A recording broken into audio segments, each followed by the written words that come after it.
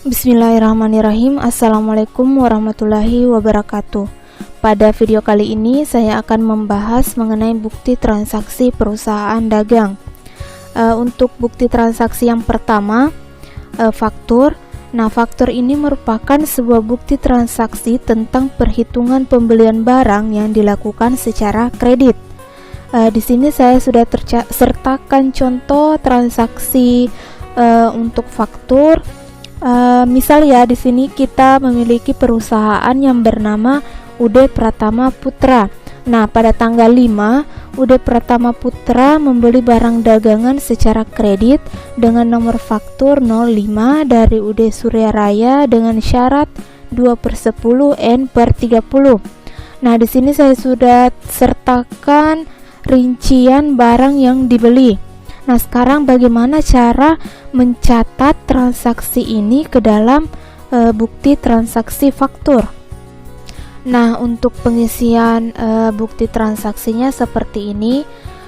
UD Pratama yang membeli, kemudian yang menjual itu UD Surya Raya.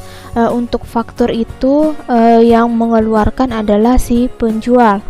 Kemudian di sini ada tanggal transaksi, tanggal kirim, termin itu adalah syarat pembayaran 2/10 N/30.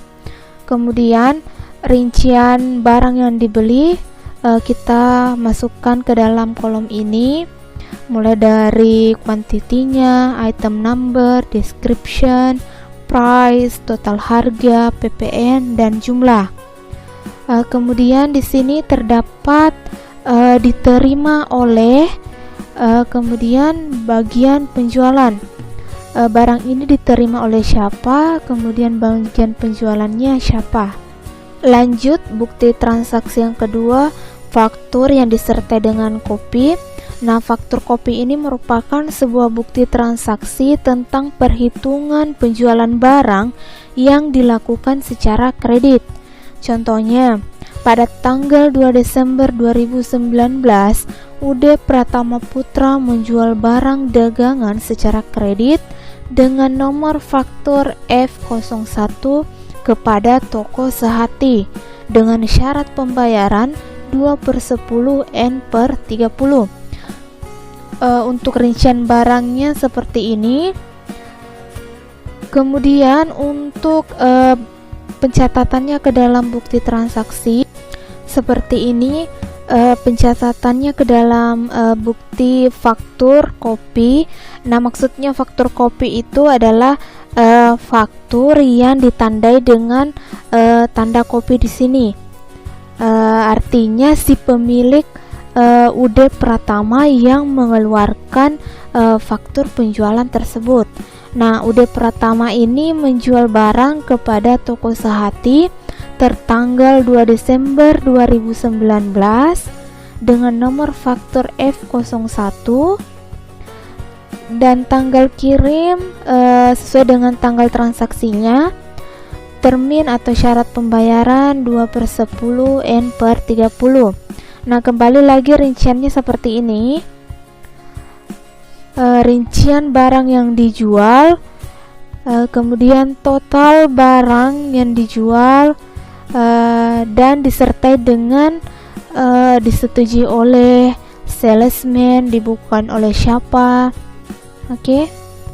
Bukti transaksi selanjutnya, nota kontan. Nah, nota kontan ini merupakan bukti transaksi untuk pembelian barang secara tunai. Contohnya, pada tanggal 12 Desember 2019, UD Pratama Putra membeli barang secara tunai dari toko muamalah dengan nomor KN01. Rinciannya seperti ini. Nah, pencatatan ke dalam bukti transaksinya seperti ini. Di sini toko muamalah. Mengapa di sini toko muamalah? Karena si UD Pratama Putra dia telah membeli barang dari toko muamalah. Kemudian kepada yang terhormatnya di sini, kenapa bukan nama tokonya? Karena di sini merupakan pembelian secara tunai. Nah, kemudian kenapa di sini penjualan? Kenapa bukan pembelian? Nah, untuk nota kontan itu yang mengeluarkan adalah si penjual, makanya dia memberi keterangan di sini penjualan tunai. Nah, tanggal transaksinya itu 12 Desember dengan nomor bukti KN01, tanggal kirim 12 Desember, termin. Nah, termin di sini kosong karena ini merupakan transaksi pembelian secara tunai. Kemudian ini rincian barang yang dibeli dan disetujui oleh siapa, salesman-nya siapa, dan dibukukan oleh siapa. Lanjut, nota kontan kopi. Nah, untuk nota kontan kopi ini merupakan bukti transaksi untuk penjualan barang secara tunai. Contohnya, pada tanggal 11 Desember 2019, UD Pratama Putra menjual barang dagang secara tunai kepada toko maju dengan nomor NKC 01. Rinciannya seperti berikut ini.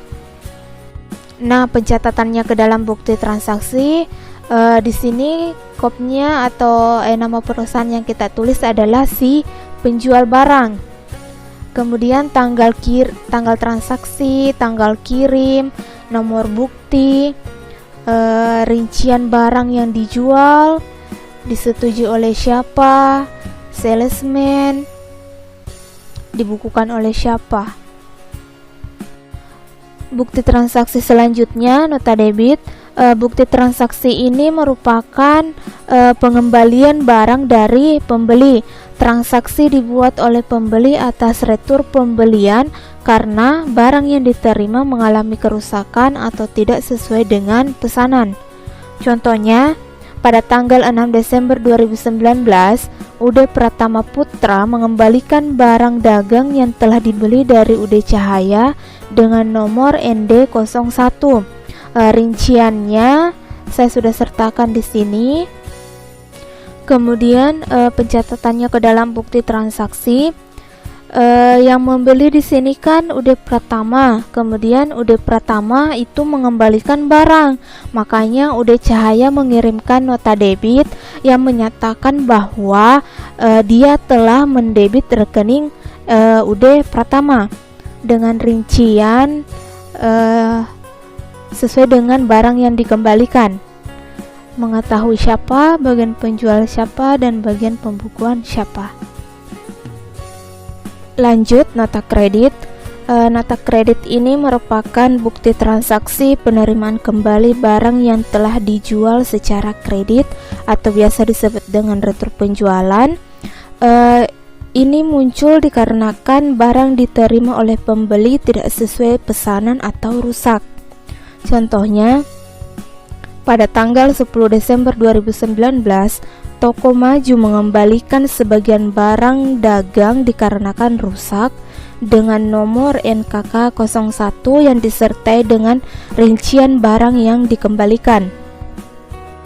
Dan untuk pencatatan bukti transaksinya, sebelumnya kan toko maju ini dia telah membeli barang dari UD Pratama Putra.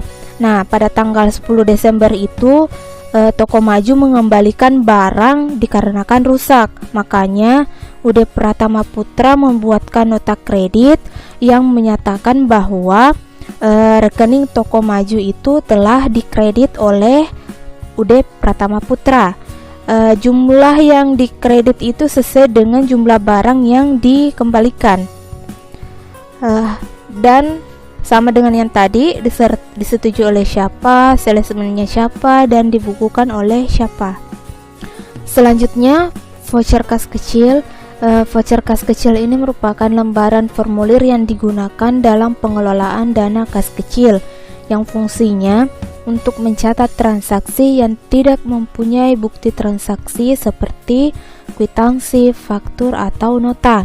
Contohnya, pada tanggal 1 Desember 2019, UD Pratama Putra telah melakukan pembayaran pembuatan brosur kepada percetakan Mentari untuk keperluan iklan sebesar 300.000 dengan nomor VKK 01. Buktinya seperti ini. UD Pratama Putra, voucher kas kecil, nomor VKK 01, tanggal transaksi 1 Desember 2019, dibayarkan kepada percetakan Mentari, jumlah 300.000. Keterangan pembuatan brosur iklan, disetujui oleh siapa, dibayar oleh siapa, dibukukan oleh siapa. Bukti penerimaan kas. Nah, bukti penerimaan kas ini merupakan bukti untuk mencatat transaksi penerimaan uang tunai. Misalnya, penjualan barang dagang secara tunai, penerimaan pelunasan piutang. Contohnya, pada tanggal 4 Desember 2019, Toko Cahaya melunasi faktur F02 tertanggal 2 Desember 2019 sebesar 5 juta dengan nomor bukti BKM 01. Bukti transaksinya seperti ini. UD Pratama Putra telah menerima pelunasan faktur tertanggal 2 Desember dari Toko Cahaya sebesar 5 juta dengan nomor bukti BKM 01 tanggal transaksi 4 Desember 2019. Di sini terdapat uang tunai, cek, nomor cek, tanggal cek. Kalian checklist saja sesuai dengan metode pembayarannya, apakah menggunakan uang tunai atau menggunakan cek. Nah, yang ketiga ini harus diisi. Selanjutnya, bukti pengeluaran kas. Nah, bukti ini digunakan untuk mencatat transaksi pengeluaran uang tunai, misalnya pembelian barang dagangan secara tunai, membayar utang, dan membayar beban. Contohnya, pada tanggal 12 Desember 2019, UD Pratama Putra telah melunasi utang kepada UD Surya Raya tertanggal 1 Desember 2019 sebesar 4.950.000 dengan nomor bukti BKK 01. Bukti transaksinya, di sini UD Pratama Putra telah melakukan pelunasan faktur kepada UD Surya Raya sebesar 4.950.000 tertanggal 12 Desember dengan nomor bukti BKK 01. Disetujui oleh, dibayar oleh, dibukukan oleh siapa. Bukti transaksi yang terakhir, bukti memorial. Bukti transaksi intern yang berupa memo dari pimpinan perusahaan kepada bagian akuntansi untuk melakukan pencatatan suatu kejadian, misalnya adanya penyesuaian penyusutan aktiva tetap. Contohnya, pada tanggal 31 Desember 2019 dilakukan penyusutan peralatan sebesar 5 juta. Bukti transaksinya, UD Pratama Putra, bukti memorial tertanggal 31 Desember 2019 dengan nomor bukti BM121 kepada bagian akuntansi dari Hairul Reski.